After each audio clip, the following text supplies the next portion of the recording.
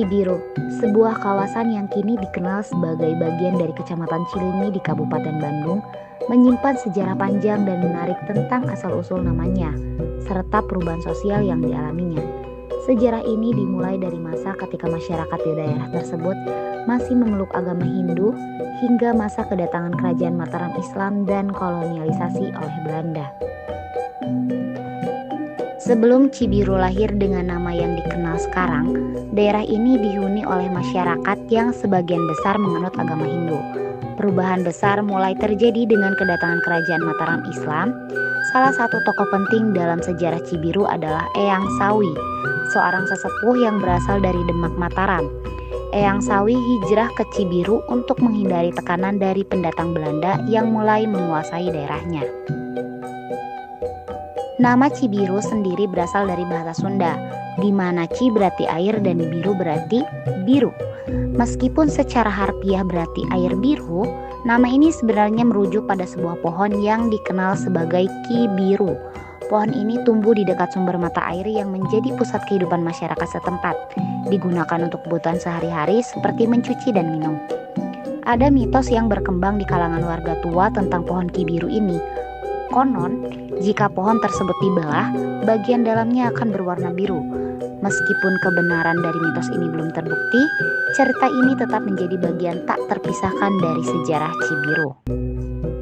Pada tahun 1668, Cibiru telah ditetapkan sebagai bagian dari distrik Ujung Berung Wetan pada masa kolonial Belanda.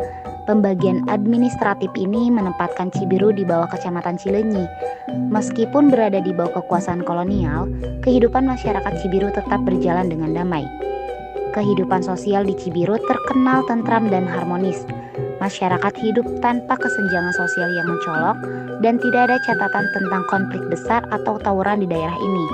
Data kepolisian juga menunjukkan bahwa wilayah Cibiru relatif aman dan tidak pernah terjadi keributan yang berarti. Banyak tempat ikonik menjadi ciri khas Cibiru, seperti Teras Sunda yang merupakan gedung kesenian di daerah Cibiru, hingga Bundaran Cibiru yang pastinya sudah pada tahu karena sering macet itu.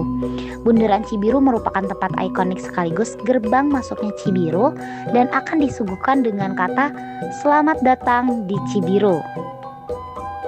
Selanjutnya, Cibiru juga menjadi tempat salah satu universitas Islam terbaik di Indonesia, yaitu UIN Sunan Gunung Jati Bandung, berada di daerah Cipadung dan berdekatan dengan Bundaran Cibiru. Selain UIN, juga ada UPI Cibiru yang berada di Cibiru Hilir.